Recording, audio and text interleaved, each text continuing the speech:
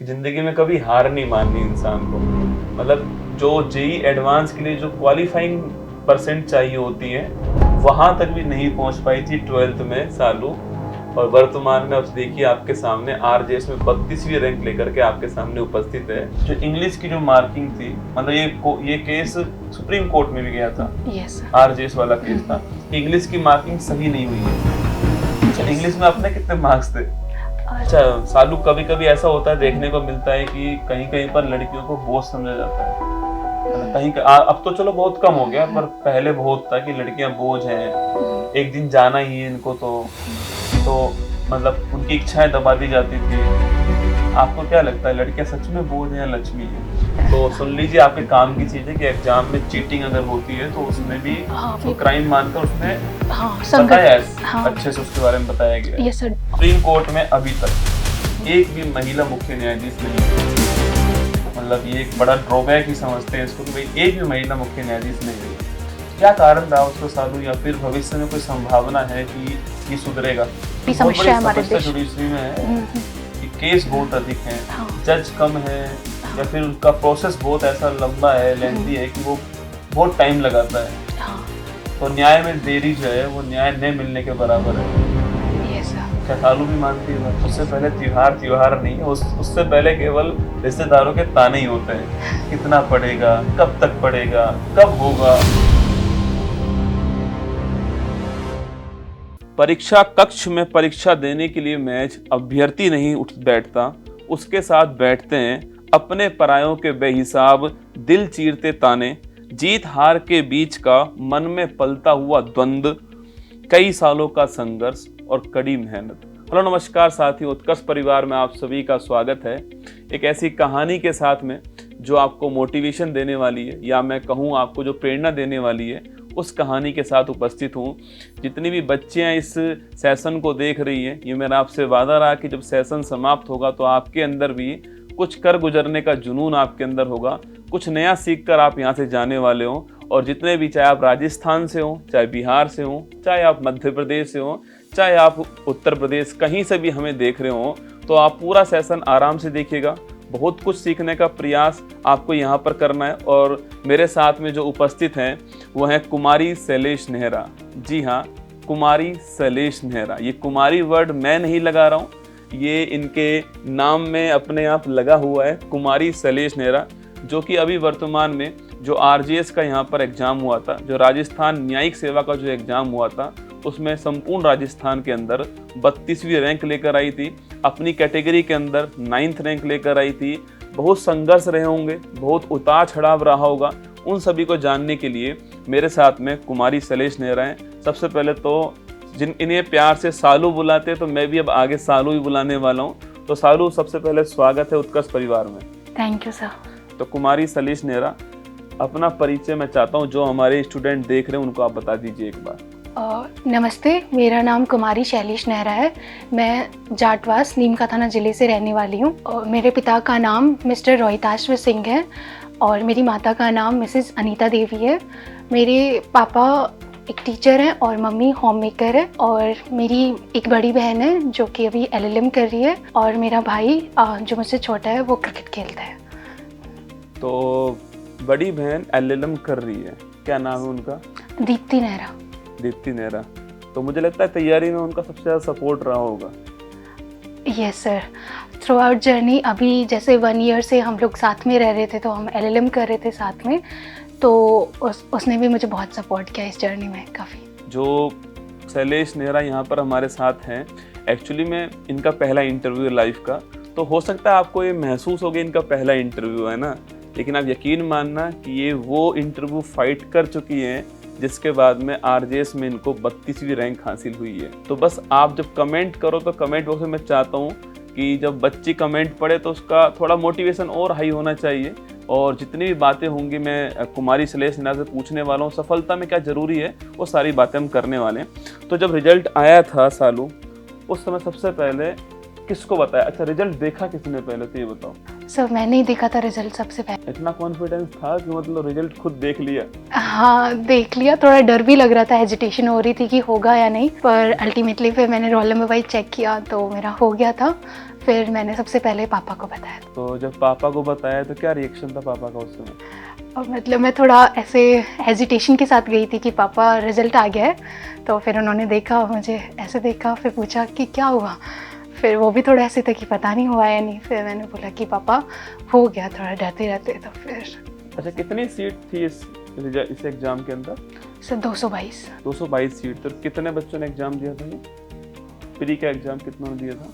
लगभग 1 लाख के आसपास। 1 लाख के आसपास दिया था। तो 222 में 32वीं रैंक आपकी हासिल हुई है। अच्छा, पिताजी को बताया, फिर माता जी को?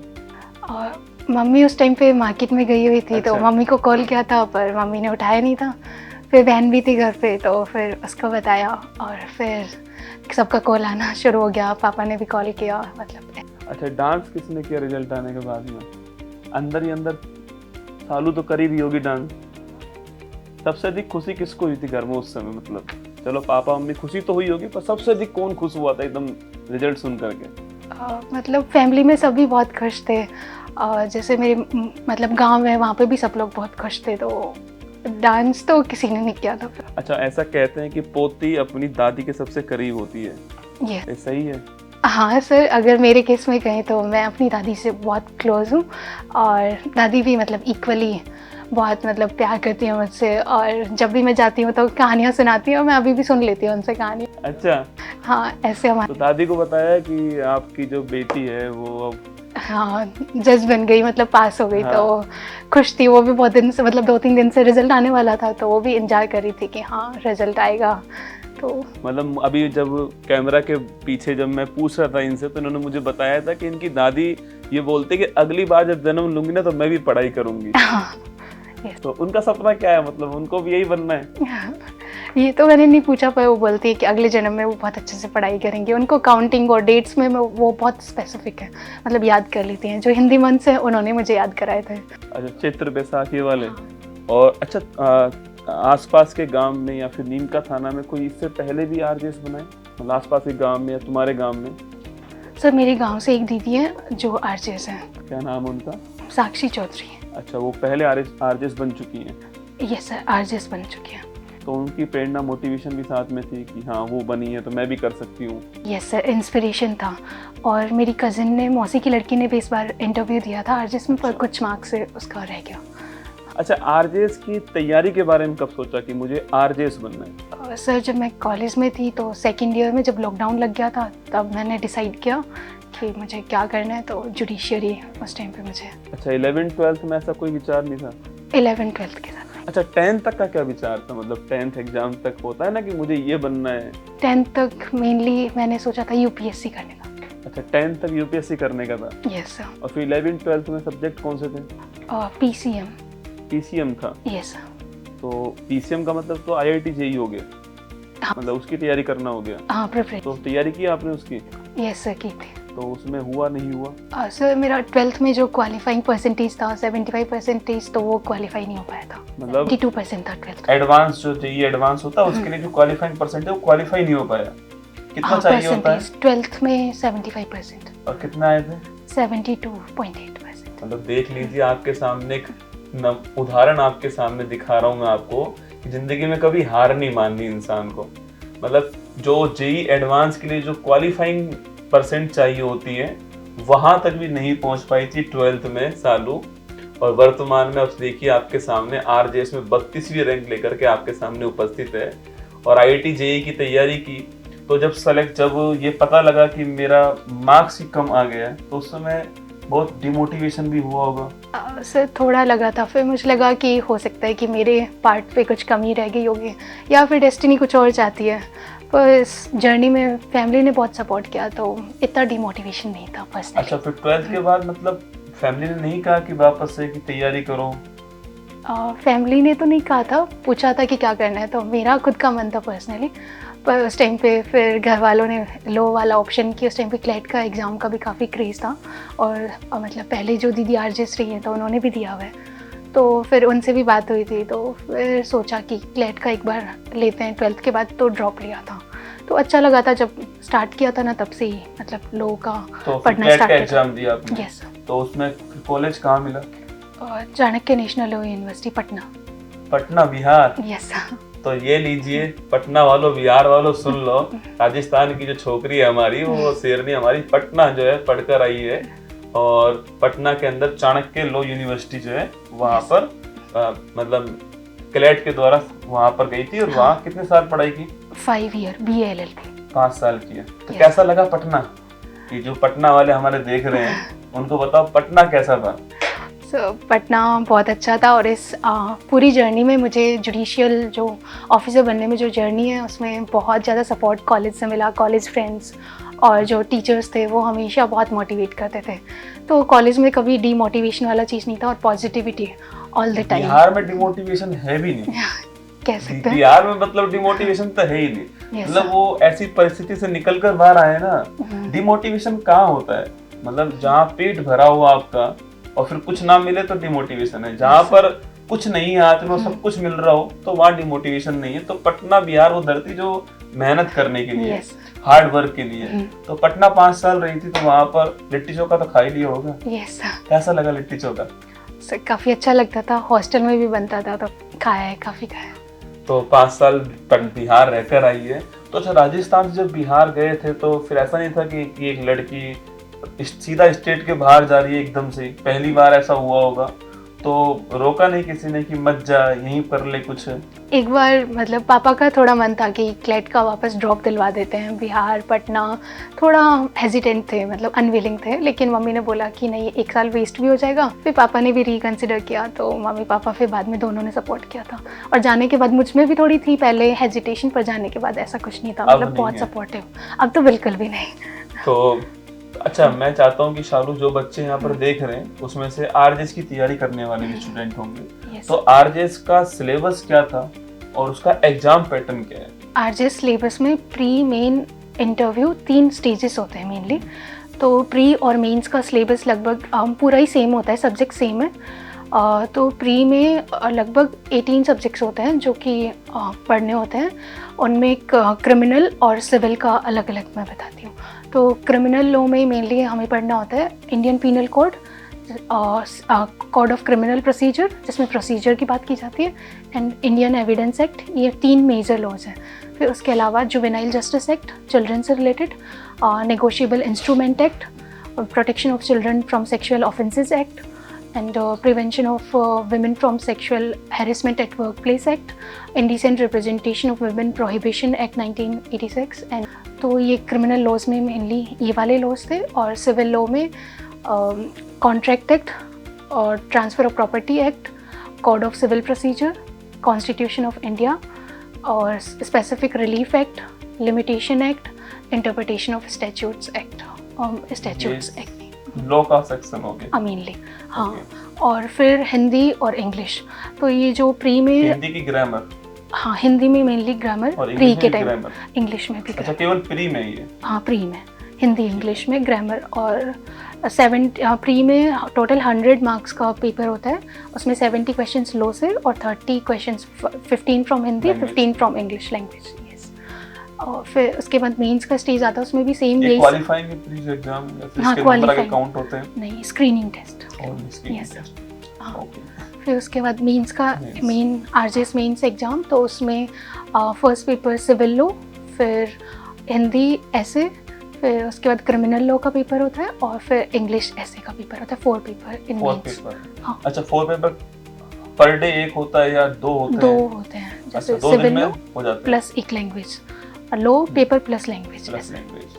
तो मेंस कितने का होता है टोटल मार्क्स? टोटल 300 मार्क्स का। 300 मार्क्स का होता है। हाँ। तो फिर उसके बाद में, उसके बाद क्वालिफाई करने के बाद इंटरव्यू 35 मार्क्स। कितने मार्क्स का होता है? 35 मार्क्स। 35 मार्क्स का होता है। तो अभी जब ये इस बार वाला एग्जाम हुआ था, तो इसमें आपके कितने मार्क्स आए? टोटल मार्क्स हुए, टोटल कितने मार्क्स हुए? 300 प्लस 35, 335। इसमें से आपके कितने मार्क्स थे? 171। 171 नहीं।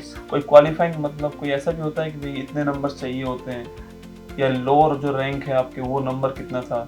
सर कट ऑफ इसमें था Cut तो जनरल ओबीसी हर कैटेगरी का, तो जनरल का कट ऑफ था 164 और 164 ओबीसी का था 152 समथिंग।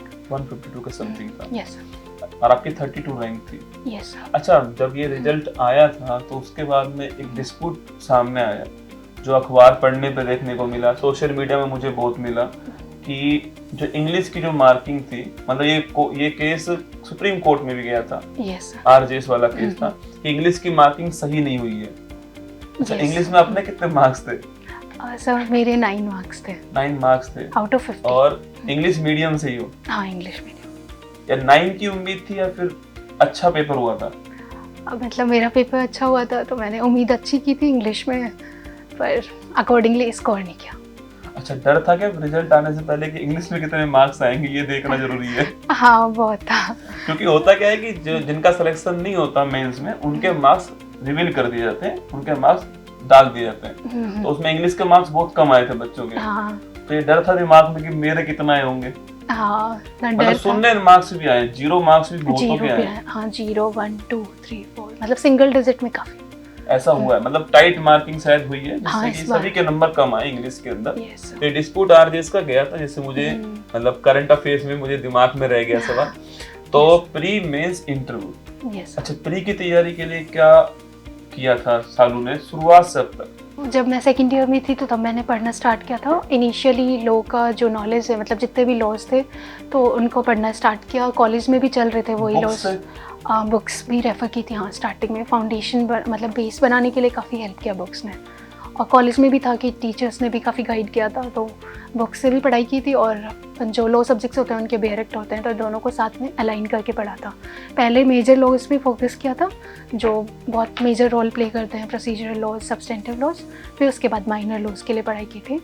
और MCQs जैसे प्रीवियस ईयर क्वेश्चंस होते हैं, मैं मेनली उनसे ही करती थी। जैसे किसी भी स्टेट का उठा लिया तो प्रीवियस ईयर क्वेश्चंस, अगर राजस्थान के लिए पढ़ना है तो राजस्थान का PYQ प्री का वो सॉल्व करती थी। मतलब अननेसेसरीली ज़्यादा सोर्सेज पे रिलाई ना करके PYQs को ज़्यादा एक सोर्स को बार-बार करना चाहिए। हाँ, और ऐसे होता था कि प्री के टाइम पे मतलब प्री का प्रिपरेशन में कॉलेज में ही मैंने स्टार्ट कर दिया था। तो जैसे कुछ भी इंपॉर्टेंट हो गया या फिर मेरे लिए न्यू है कंसेप्ट, तो मैं उसको नोट डाउन कर लेती थी। एक नोटबुक बना ली थी सेपरेट, तो उसमें सारे सब्जेक्ट्स का अगर कुछ भी इंपॉर्टेंट होता था MCQ रिलेटेड या फिर नॉलेज के लिए कुछ भी, तो उसमें ऐड ऑन कर। मतलब कॉलेज की तैयारी अगर ढंग से की जाए तो कंपटीशन एग्जाम निकल सकता है आराम से, सेल्फ स्टडी से, क्योंकि सारा सिलेबस एक्चुअली में वही आने वाला है। हाँ, मतलब होता क्या है कि जैसे मैं अगर ग्रेजुएशन मैंने किया है, आर्ट्स से किया है, तो होता क्या है, पेपर से 7 दिन पहले लेकर आए, उसमें जो सवाल थे वो पढ़ लिए और फिर पेपर देकर आ गए, तो फिर बाद में समस्या आएगी।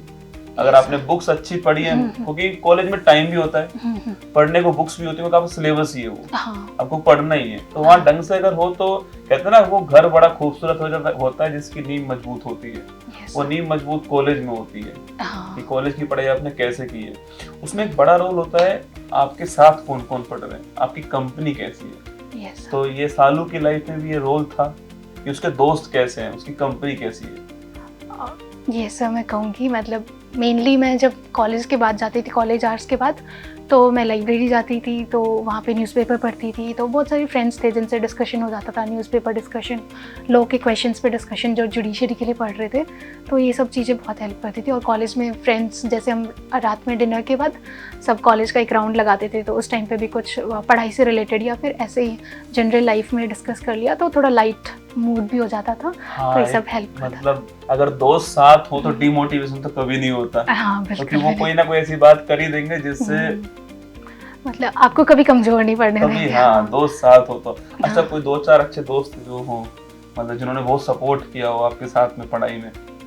हाँ, जैसे मतलब कुछ पटना से हैं, कुछ यहाँ से भी हैं। जैसे शिवानी, ईशू, मेरा फ्रेंड सर्कल ये शिवानी, ईशू, माधवी, अंकित, तो इन लोगों ने, मतलब इनसे काफ़ी डिस्कशन भी होता था, प्लस पढ़ाई में भी काफ़ी हेल्प करते थे कि पढ़ रही है तो डिस्टर्ब नहीं करना है, वो वाली चीज़ है। हाँ। तो अच्छा, बुक्स में आपने फ्री में बताया कि आपने MCQ किए और साथ में रेफरेंस बुक आपने पढ़ाई की मेंस के लिए। और जैसे इस बार था कि मैं बहुत सारे जुडिशरी एग्ज़ाम्स दे रही थी पहले से, इसे ग्रेजुएशन के बाद 2023 के बाद ही। तो मेरा था कि प्री नहीं है, प्री तो सिर्फ स्क्रीनिंग टेस्ट है, तो मेंस आपका सबसे बड़ा रोल प्ले करेगा हर जगह। तो मेंस आपका स्ट्रॉन्ग होगा तो इंटरव्यू में थोड़ा बहुत इधर मतलब ऊपर नीचे भी हो जाएगा, मार्क्स आएंगे तो भी कट ऑफ पार हो जाएगी। हाँ, तो वो वाली चीज़ है। तो मेंस पे ध्यान ज़्यादा देना था। तो स्टार्टिंग में जब मैं प्री के लिए पढ़ रही थी तो मैंने पहले प्री के लिए कॉलेज डेज में पढ़ा, फिर उसके बाद 4th ईयर 5th ईयर में जैसे मैं आ गई तो जैसे कुछ गाइड बुक्स थी, परीक्षा मंथन इसको मैंने रेफ़र किया था, और मैं शॉर्ट नोट्स बना लेती थी, जैसे मेजर लॉज माइनर लॉज बहुत बार पढ़ लिए थे।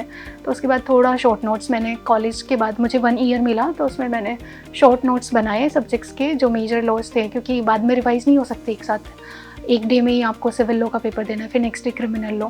तो रिवीजन पहले से बहुत रिवीजन किया। पेपर से पहले रिवीजन ना हो तो कॉन्फिडेंस कम हो जाता है, बहुत कम हो जाता है। वो क्योंकि फैक्ट है ना, एक्चुअली में लॉ में फैक्ट है, सेक्शंस है, फैक्ट है, तो वो अगर पेपर से पहले रिवाइज ना हो तो फिर कॉन्फिडेंस कम है, और कॉन्फिडेंस कम होने से एक आध दो सवाल ऐसे ही गलत हो जाता है, डर के मारे। यस, तो एक बहुत अच्छी बात मतलब कही है सालू ने कि शॉर्ट नोट्स, मैं बार बार कहता हूँ इनको कि पेपर से एक दिन पहले सब कुछ नहीं पढ़ पाओगे, पर शॉर्ट नोट्स होंगे तो आप सब कुछ रिवाइज कर पाओगे एक बार जो है, क्योंकि पेज कम होते हैं, लगता है कि मैं कर जाऊंगा, है तो वही कंटेंट ही, पर पेज कम है, लगता है कर जाऊंगा, और एक वो सारी बातें उसमें जो आप भूलते हो बार बार, क्योंकि आपने वो लिखी होंगी शॉर्ट नोट्स के अंदर।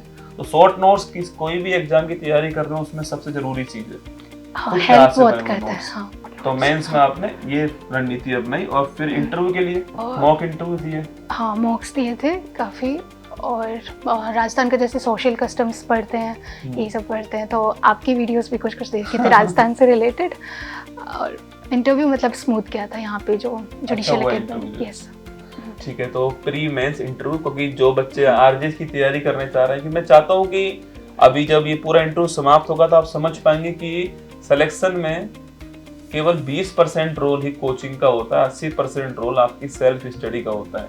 क्या ये स्टेटमेंट सही बोला मैंने? यस, 20% ज्यादा बोल दिया मैंने? मतलब इतना कर सकते हैं, पर ज्यादा रोल हमेशा मेजर रोल स्टूडेंट का खुद का। कहीं तो जाता ही है स्टूडेंट, लेकिन जो अधिकांश तैयारी की है वो सेल्फ स्टडी से की है, खुद तैयार किया अधिकांश कंटेंट जो है, तो वो स्टूडेंट आपके सामने है। तो मैं इसलिए ये इंटरव्यू कर रहा हूँ आपके सामने कि सिलेक्शन के लिए बस केवल डेडिकेशन चाहिए होता है, आपके अंदर लगन होनी चाहिए कि मुझे करना है। तो खाने में क्या पसंद है? खाने में चूरमा और कुछ भी मीठा। क्या बात है, देख रहे हो, मतलब लिट्टी चोखा खा के आई है, फिर भी चूरमा तो पसंद है ही, यहाँ पर भी है ना। तो चूरमा पसंद है, मतलब मीठा पसंद है। हाँ, चूरमा मीठा पसंद है। अच्छा, और अभी रिसेंट में कौन सी मूवी देखी है? शादी में जरूर आना। सुन रहे हो, शादी में जरूर आना, ठीक है। और वो तो तुम्हारा असली मोटिवेशन है कि ठुकरा के मेरा प्यार मेरा इंतकाम देखेगी, है तुम्हारा असली मोटिवेशन तो उसी में। अच्छा, शादी में जरूर आना फिल्म, वो तो बहुत पहले आई हुई है, मतलब मूवी में इंटरेस्ट नहीं है? ज्यादा नहीं, बचपन में देखती थी, फिर उसके बाद इतना नहीं। कई लोग ऐसे जो मुझसे पूछते हैं कि सर नींद बहुत आती पढ़ते समय, तो सालों को भी नींद आती थी क्या? पढ़ाई के सामने नींद नहीं आती है? कह सकते हैं, पढ़ाई के टाइम पे इतनी नींद नहीं आती थी, थोड़ा घर पे रहती थी तो भूख ज्यादा लगती थी, बाकी अगर लाइब्रेरी में पढ़ती थी तो भूख भी इतना नहीं लगती थी। तो सालू मुझे बता भी रही थी कि मैंने 10 किलो वेट गेन कर लिया है घर पे रह करके। कोई बात नहीं, अभी जोधपुर इनकी ट्रेनिंग होने वाली है, न्यायिक अकादमी हमारे यहीं जोधपुर के अंदर है, तो ये यहाँ 1 साल रहने वाली है, तो इनसे आपको मुलाकात कराते रहेंगे बार बार जो है। अच्छा, सोशल मीडिया का कितना यूज है सालू तैयारी के दौरान? क्या ये केवल भटकाव है? सर, सबका अपना अपना डाइवर्सिटी ऑफ ओपिनियन है इसमें।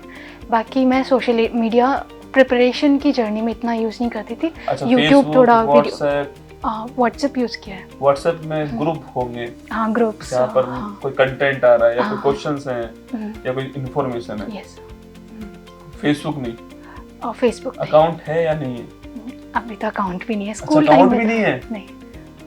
और इंस्टाग्राम? नहीं, कभी नहीं। देख लो भाई साहब, जो तुम लगे रहते हो ना सारे दिन एक के बाद एक रील्स। अच्छा, रील्स जो चल रही है, मतलब मुझे लग रहा है रील्स जहर की तरह हो गया है, क्योंकि होता क्या है, रील्स समाप्त तो होती नहीं है, एक देखी उसके बाद दूसरी आएगी, और आपका जिसमें इंटरेस्ट है ना, रील्स अगली वही आएगी, क्योंकि वो आपके दिमाग के साथ खेल रहे हैं, वही रील्स आने वाली है अगले।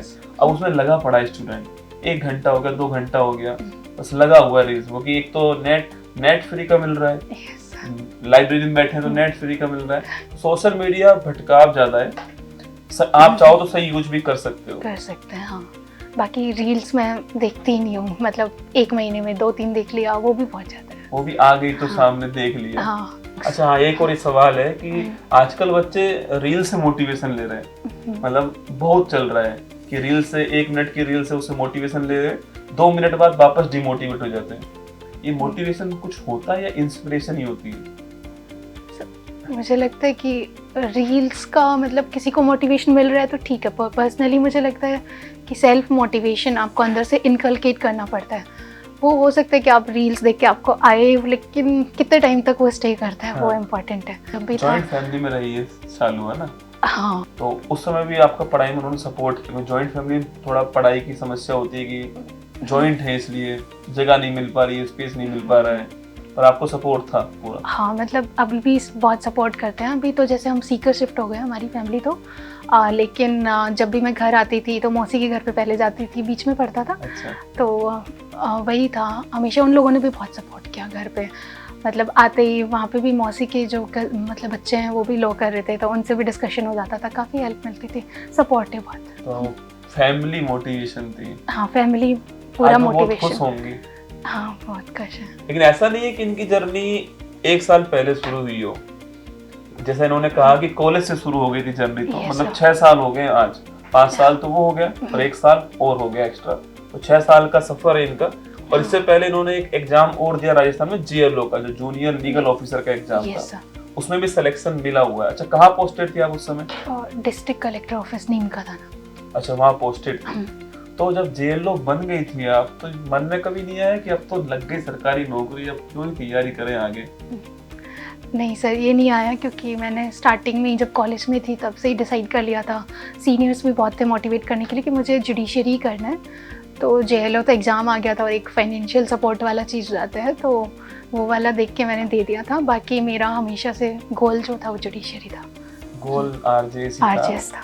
अच्छा, उस दौरान टाइम बहुत कम मिलता है हाँ। क्योंकि गवर्नमेंट जॉब तो जॉब है। यस सर, कलेक्टर ऑफिस था तो थोड़ा काम भी बर्डन काम ज़्यादा ज्यादा रहता था। Yes sir. टाइम का भी इशू रहता है। Yes sir. तो तैयारी कब कर पाती थी उस समय? उस टाइम पे प्रिपरेशन में थोड़ा ब्रेक भी लगा था, क्योंकि ज्वाइन किया था, जुलाई में ज्वाइन किया था और अगस्त में एग्ज़ाम था मेंस का। अच्छा।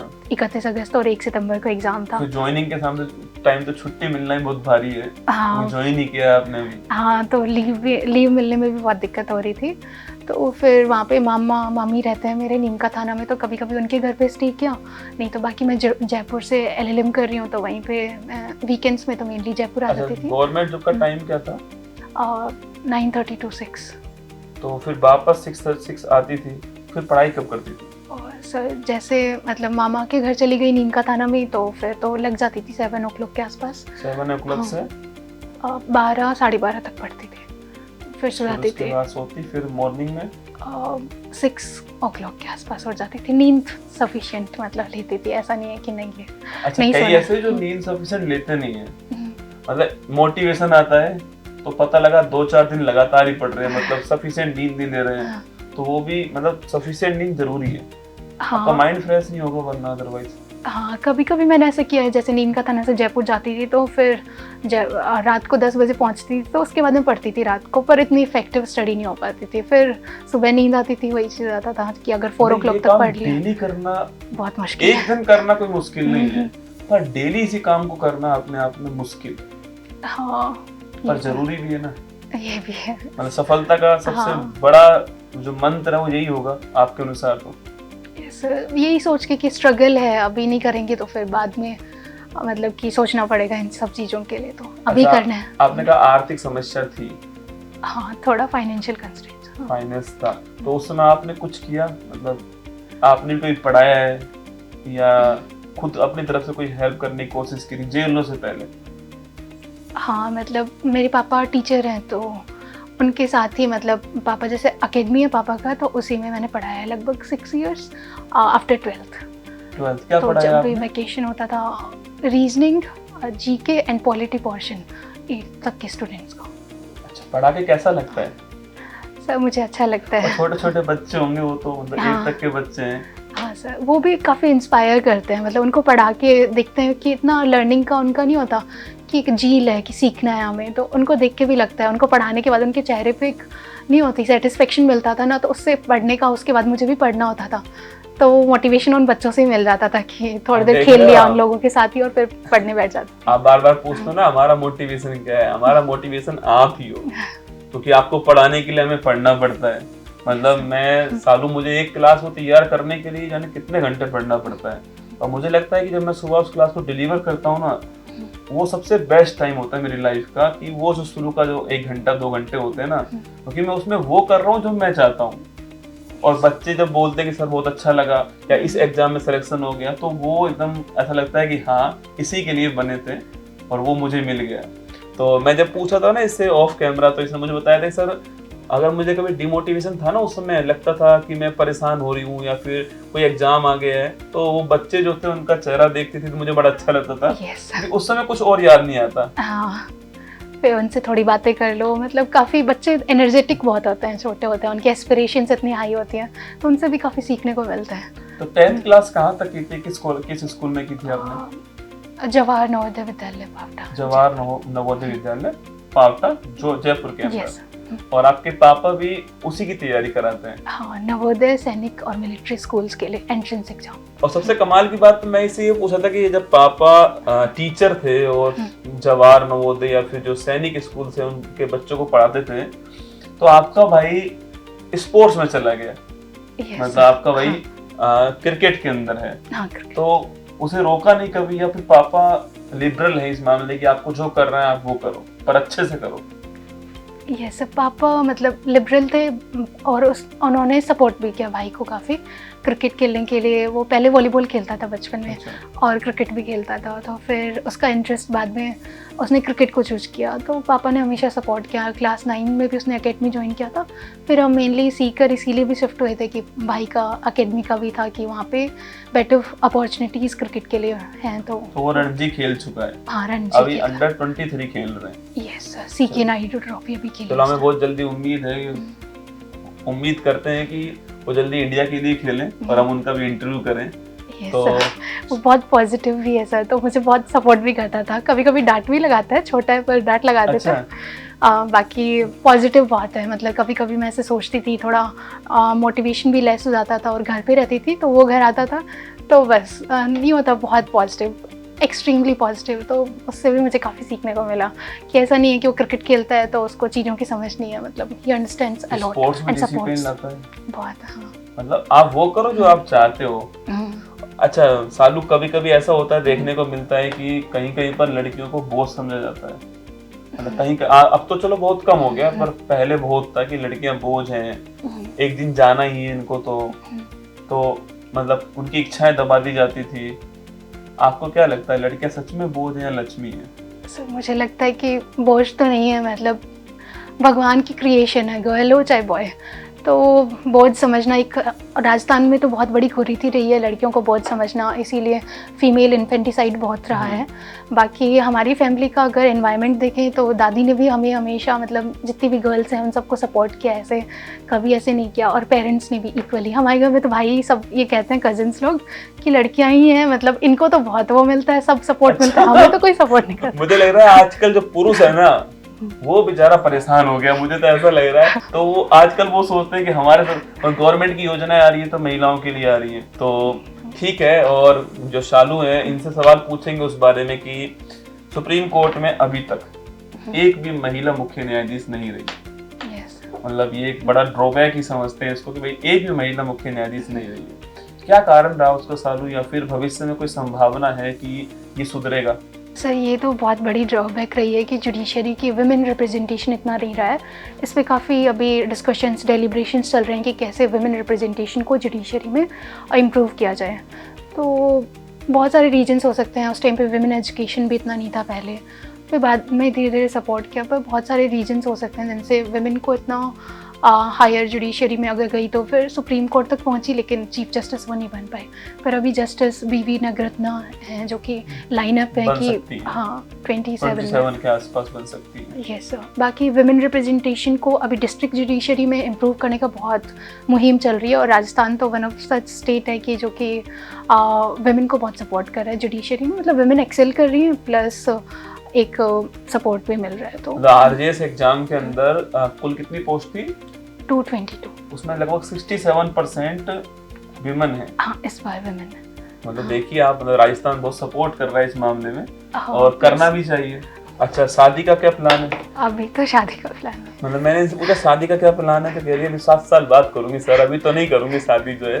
मैंने कहा नौकरी लग चुकी है, पहले जेएलओ थी, अब आरजेएस बन चुकी है, और न्यायिक सेवा में ये एक राजस्थान का सर्वोच्च एग्जाम था। उसके ऊपर कोई एग्जाम राजस्थान में नहीं है, कोई सेंटर में भी नहीं है, कोई ऐसा एग्जाम नहीं है। तो मैंने कहा आप घर वाले तो बार बार कहेंगे, ऐसी ट्रेनिंग खत्म होगी तो घर वाले तो बार बार बोलेंगे भाई शादी कर ले। तो पर इसने मुझे कहा कि मैं सबसे छोटी हूँ, मेरे से ऊपर हैं, तो पहले उनकी शादी होगी तो उसमें सिस्टम में 7 साल लग जाएंगे। हाँ। तो अभी शादी करने का कोई प्लान नहीं है। तो शादी का कोई प्लान नहीं भाई साहब, है ना। आप तुमसे भी यही कह रहा हूँ कि सिलेक्शन के बाद ही शादी करना, तुम लोग सिलेक्शन के बाद ही शादी करने का असली वो है। अच्छा, आरजेएस में सेल्फ स्टडी सिलेक्शन में कितना रोल प्ले करती है आपके अनुसार, या किसी भी गवर्नमेंट एग्जाम में सेल्फ स्टडी सिलेक्शन में कितना रोल प्ले करती है? सर, मेनली लगता है कि मुझे सेल्फ स्टडी ही है, इट इज़ की टू सक्सेस।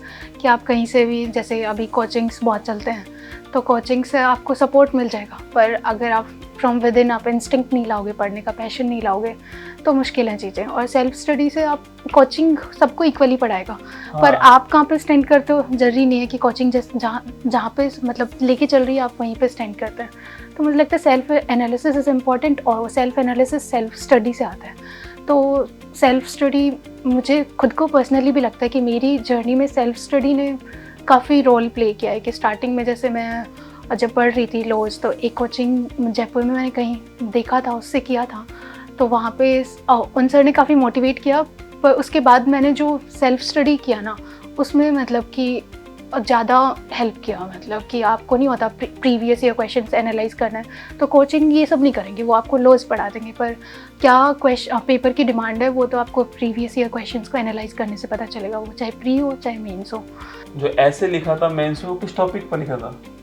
सर, इंग्लिश में ये था कि अ जज speaks through his pen only, और 3 एसेज थे, तो एक ये वाला था, और आपने इस पे लिखा था? यस, 3 एसेज थे, तो डिफरेंट।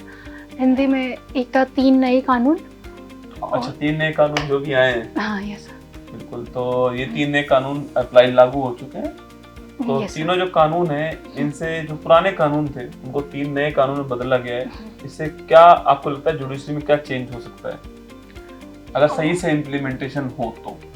मुझे लगता है कि हाँ, टाइम बाउंड जो इसका इम्प्लीमेंटेशन जो है ना, टाइमलाइन जिसमें प्रिस्क्राइब किया है प्रोसीजर लॉज को, अगर उसको फॉलो कर लेते हैं, और जो बहुत सारे टेक्नोलॉजिकल एडवांसमेंट्स हैं, तो उसके लिए अकॉर्डिंगली इंफ्रास्ट्रक्चर डेवलप कर दिया जाता है, और ट्रेनिंग जो है फॉरेंसिक एक्सपर्ट्स का, पुलिस ऑफिशियल्स का अकॉर्डिंगली होता है, सेंसिटाइजेशन होता है।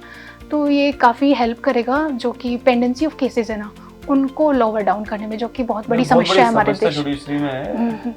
केस बहुत अधिक हैं, हाँ। जज कम है, हाँ। या फिर उसका प्रोसेस बहुत ऐसा लंबा है, लेंथी है कि वो बहुत टाइम लगाता है, हाँ। तो न्याय में देरी जो है वो न्याय न मिलने के बराबर है। Yes sir. क्या सालू भी मानती है बात?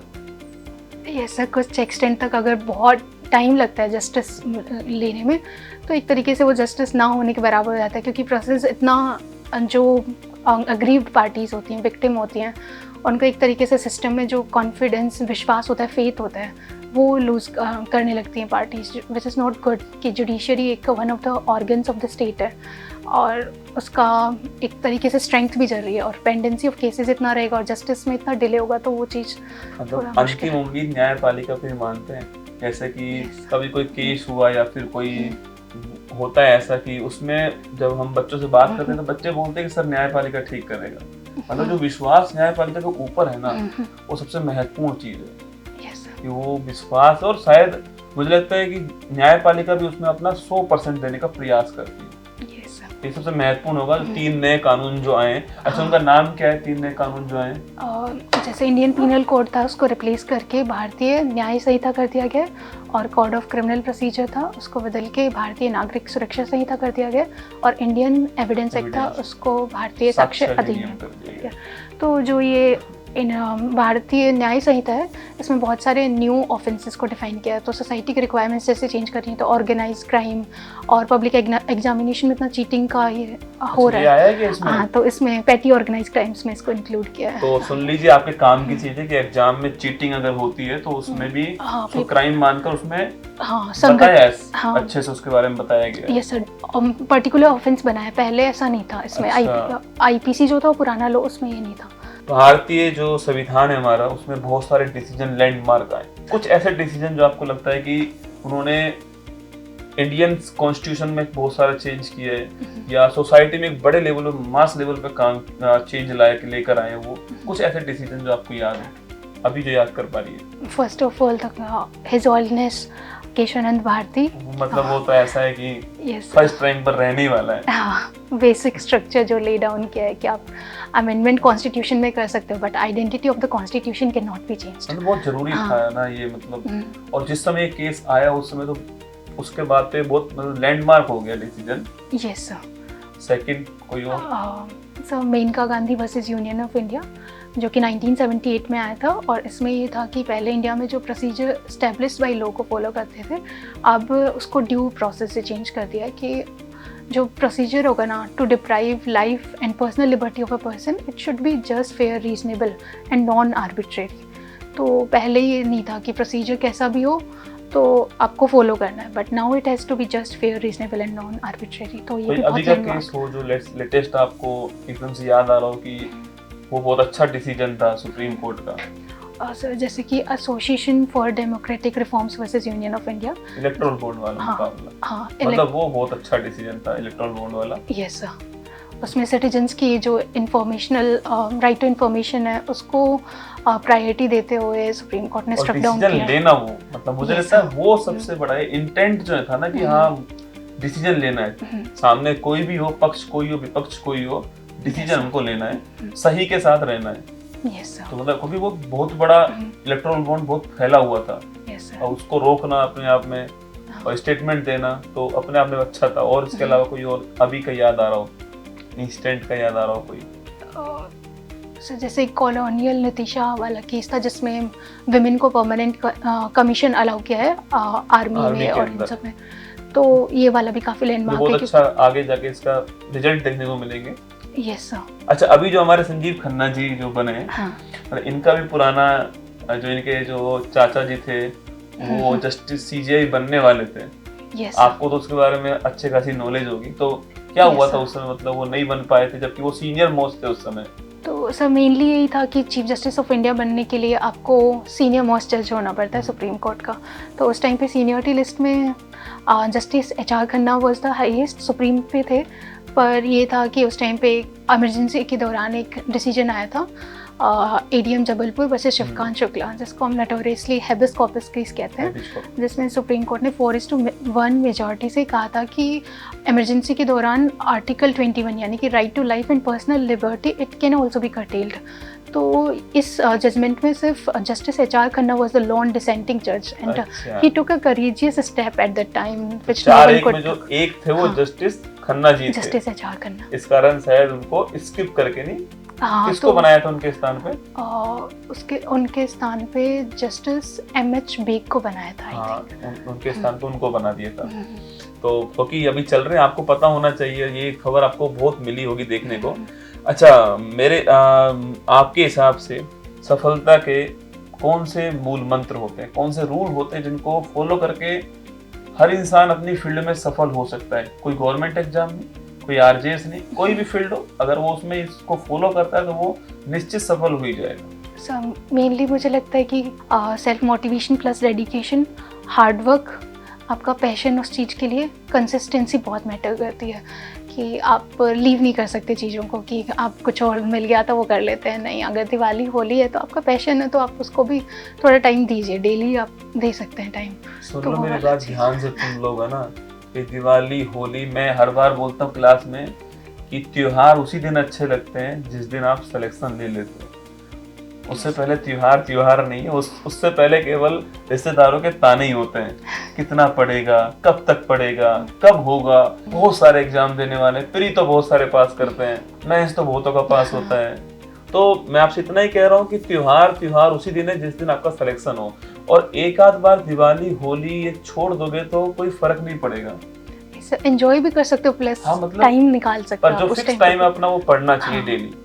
हाँ, अच्छा, मतलब कितने मेरे घंटे according- पढ़ती थी सालों एक दिन के अंदर?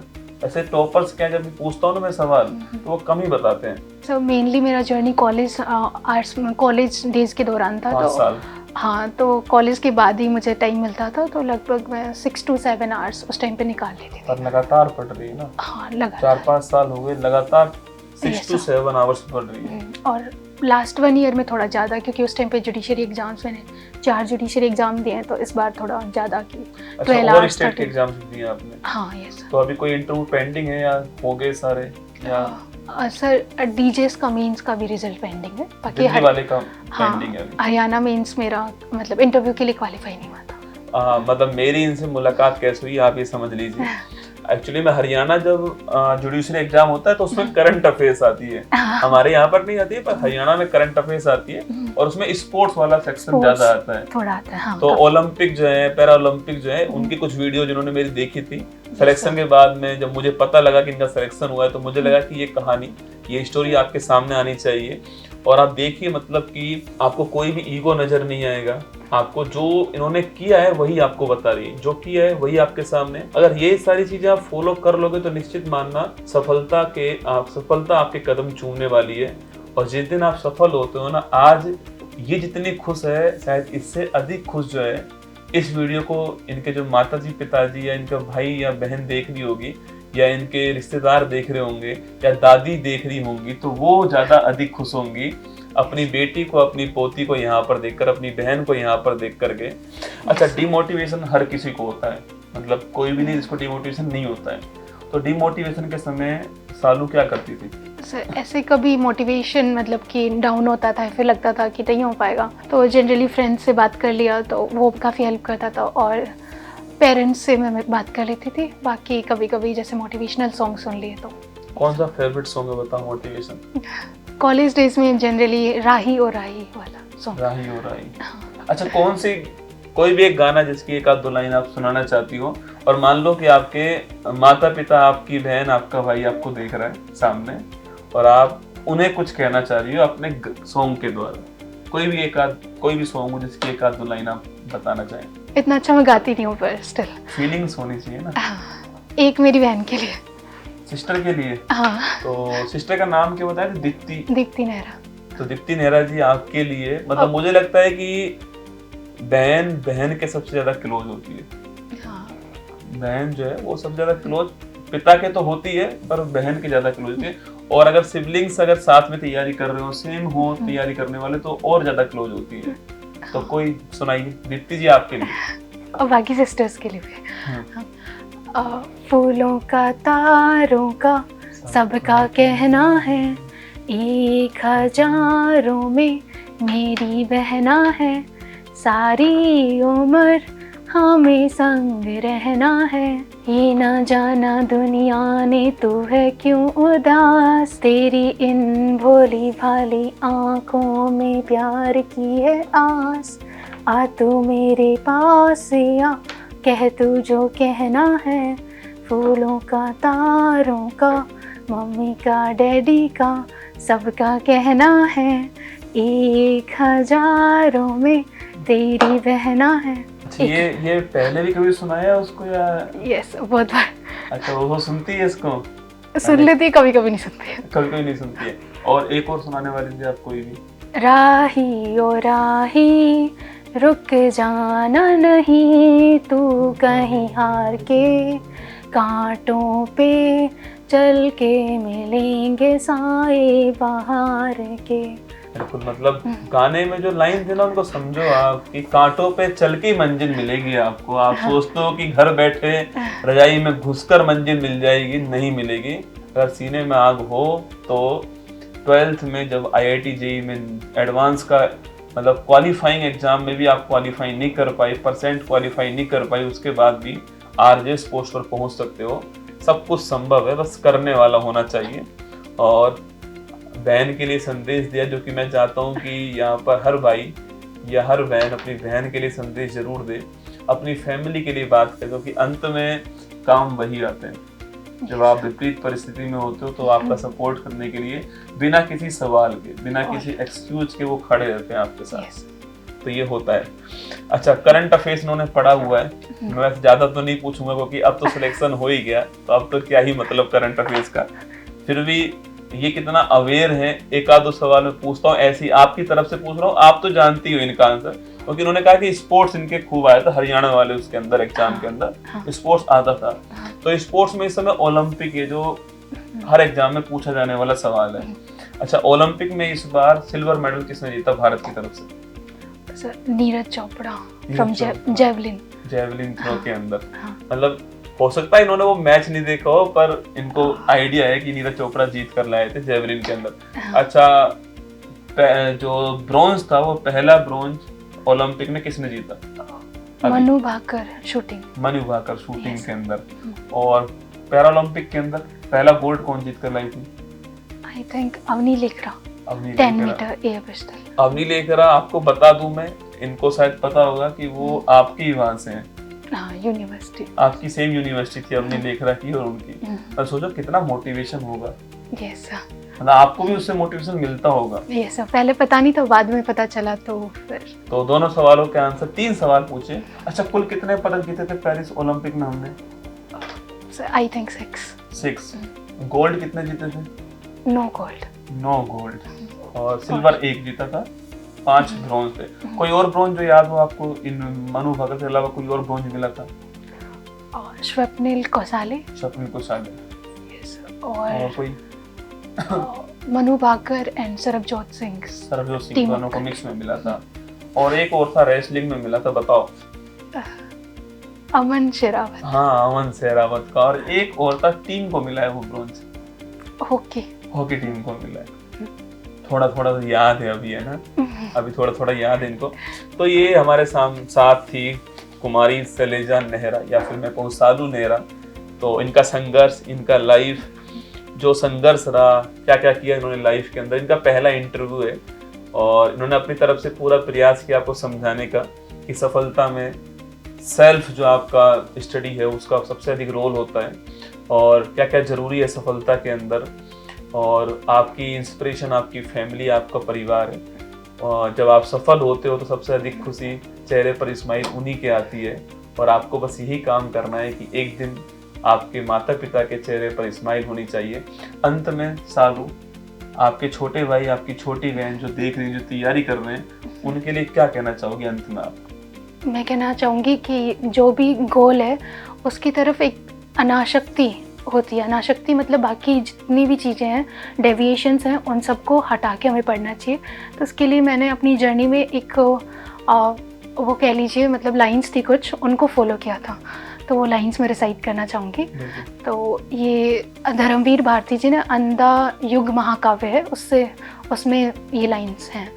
तो ये है, पता नहीं प्रभु है या नहीं, किंतु उस दिन यह सिद्ध हुआ जब कोई भी मनुष्य अनासक्त होकर चुनौती देता है इतिहास को, उस दिन नक्षत्रों की दिशा बदल जाती है। नियति नहीं है पूर्व निर्धारित, मानव निर्णय हर वक्त बनाता मिटाता है। तो इन लाइंस को मैंने एकदम रिलीजियसली फॉलो किया है। और इसमें अनासक्त जो शब्द है कि जब हम डिसाइड कर लेते हैं और एकदम हमारी बाकी सब चीज़ों को, जितने भी डेविएशन है, जो भी है, जितनी भी चीज़ें हैं, सबको भूलकर अपने लक्ष्य की तरफ बढ़ते हैं, तो सारी जो चीज़ें होती हैं ना, नियति भी हमें उन चीज़ों की तरफ ले जाने लगती है कि नियति नहीं है पूर्व निर्धारित, मानव निर्णय जो हमारा डिसीजन है। अब हम क्या कर रहे हैं, हाल फिलहाल इस टाइम पे पढ़ाई कर रहे हैं या फिर किसी और चीज़ में ध्यान लगा रहे हैं, जबकि हमारा गोल है समथिंग रिलेटेड टू स्टडी, तो वो इम्पॉर्टेंट है। तो वो मानव निर्णय हर वक्त हमें बनाता भी है और मिटाता भी है। मतलब कहने वाली बात इतनी सी है कि जब किसी चीज को आप पूरी शिद्दत से चाहो तो पूरी कायनात लग जाती है आपको उससे मिलाने के लिए। Yes sir. यही था हाँ। इसका जो अर्थ है। हाँ। आपके स्टूडेंट, आपके भाई, आपकी छोटी बहन आपके सामने, क्या कहोगे उनको और कहिए कुछ? मुझे अच्छा लग रहा है इसलिए मैं कह रहा हूँ कि आप और कुछ कहिए उनको। तो यही है कि आप सब भी मन लगाकर पढ़ाई कीजिए। अगर आपका पढ़ाई से रिलेटेड कोई गोल है तो एकदम सिविल सर्विसेज, जुडिशियल सर्विसेज जो भी है उसके लिए अच्छे से पढ़िए। जो भी चीज़ है तो उसमें एकदम मन लगा कर कीजिए। कई बार चीज़ें हम जो डिसाइड करते हैं हो सकता है उसके अकॉर्डिंग हम नहीं करें, कुछ और अलग हम बाद में डिसाइड करना पड़ जाए, तो उससे डीमोटिवेट ना होके जो कर रहे हैं उसमें मोटिवेशन ढूंढने की कोशिश करनी चाहिए। लगे रहिए, सफलता मिल जाएगी। सबसे महत्वपूर्ण लाइन यही है। आपको हमारी तरफ से शुभकामनाएं भविष्य के लिए, और सालू को शुभकामनाएं कि भविष्य में ये बहुत अच्छे अच्छे डिसीजन करें। और न्यायपालिका में जा रही हैं तो उसकी शुभकामनाएं बहुत सारी। न्यायपालिका हमारे लिए भगवान, मतलब ईश्वर का मंदिर की तरह होता है, कहते भी हैं। और अब तो कानून की वो कहते हैं ना कि अब कानून अंधा नहीं बचा है, पट्टी भी हटा दी गई है अब तो जो है। तो बाकी आप भी जमकर प्रयास कीजिए। कैसा लगा आपको इंटरव्यू? और अपनी तरफ से अपनी छोटी बहन या बड़ी बहन को आशीर्वाद देना कमेंट बॉक्स के अंदर। कोई अच्छी बात जो आपको लगी हो आज सीखने के लिए उसको बताना। और सालू का बहुत बहुत आभार अपनी जर्नी को, अपनी यात्रा को शेयर करने के लिए। माना कि थोड़ा इंट्रोवर्ट है सालू, तो ज़्यादा कुछ कहती नहीं है, पर मैंने पूरा प्रयास किया कि हर सवाल को आपके सामने रख पाऊँ, हर सवाल पूछ पाऊँ, हर पहलू के बारे में सालू से बातचीत कर पाऊँ। बाकी ध्यान रखना अपना, सफलता प्राप्त कीजिए, लाइफ में रुकना मत। और अंत में यही कहूँगा कि जब आंखों में अरमान लिया, मंजिल को अपना मान लिया, अब मुश्किल क्या आसान क्या ठान लिया तो ठान लिया। ऑल द बेस्ट, जय हिंद।